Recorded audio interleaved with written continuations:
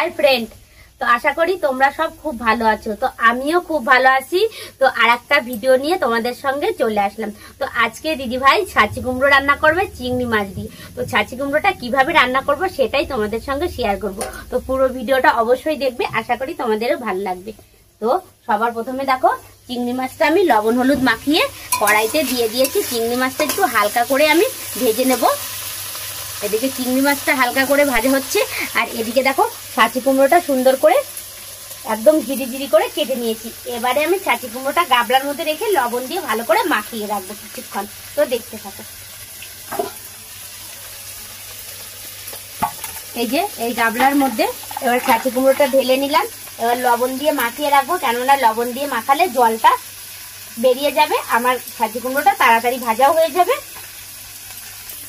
তো চিংড়ি মাছটা ভাজা হয়ে গেছে। এবার এই যে পরিমাণ মতো লবণ দিয়ে দেবো।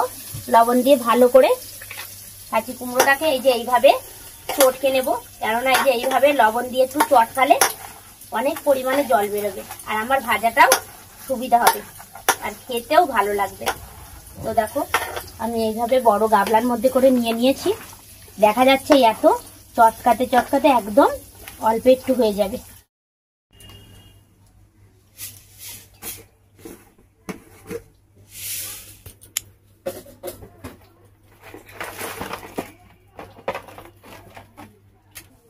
তো এই যে চিংড়ি মাছটা গাবলার মধ্যে তুলে নিয়েছি, আর এদিকে দেখো লবণ দিয়ে মাখিয়ে রেখেছিলাম। এই যে একটু জল দিয়ে দিয়েছি, কেননা লবণ দিয়ে যেহেতু মাখিয়ে রেখেছি, এবার এই জলটা সঙ্গে এরকম করে ছেঁকে ছেঁকে দিয়ে দেবো। তো গ্যাসটা বন্ধ করে দিয়েছিলাম, আর গ্যাসটা ধরিয়ে নেবো।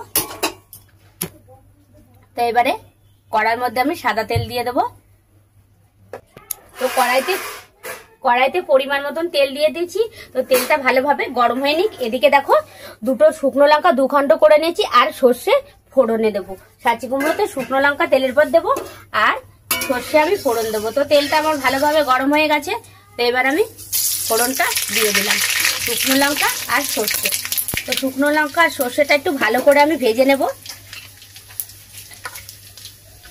তো শুকনো লঙ্কা সর্ষেটা ভালোভাবে ভাজা হয়ে গেছে। এইবারে দেখো ছাঁচি কুমড়োটা আমি এবার দিয়ে দেবো। তো এই যে ছাঁচি কুমড়োটা দেওয়া হয়ে গেছে, এবার আমি নেড়ে নেব। লবণটা দিয়ে যেহেতু চটকে নিয়েছি, লবণটা দেব না। তো এই যে কাঁচা লঙ্কা চিড়ে রেখেছি, কাঁচা লঙ্কাটা দিয়ে দেব।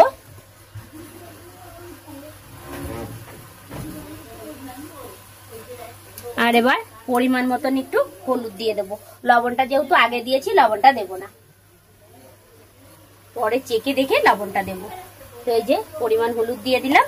এবার হলুদ দিয়ে এবার সুন্দর করে ভালো করে ভেজে নেব। লবণ দিয়ে চটকে নিলে সেই পরিমাণে জলটা আমার আর বেশি একটা বেরোবে না, হালকা একটু বেরোবে। তো এই যে আমি এবার হলুদটা দিয়ে ভালো করে নেড়ে নিলাম, এবার ভেজে নেব, দেখতে থাকো। তো দেখো ছাঁচি কুমড়োটা আমার এই যে ভাজা হয়ে গেছে, আর একটু ভাজা হবে। তো ওদিকে দেখো ভালো করে লাল করে ছাঁচি কুমড়োটা এই যে ভেজে নিয়েছি, আর এদিকে পাশের উনুনে তেল বসিয়ে দিয়েছি একটু। তেলের মধ্যে এই দেখো এখানে আদা বাটা জিরে বাটা, তো আমি এবার দিয়ে দিলাম। একটু ভালো করে ভেজে নেব। এই যে ভেজে রাখা চিংড়ি মাছগুলো আবার দিয়ে দেবো, একসঙ্গে ভালো করে নেড়ে নেব আমি।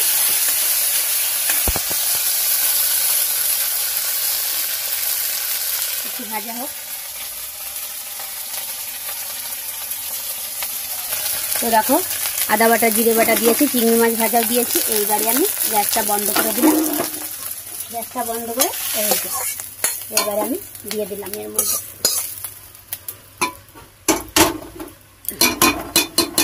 এইবারে ভালো করে একসঙ্গে মিশিয়ে নেব, আরো কিছুক্ষণ ভেজে নেব।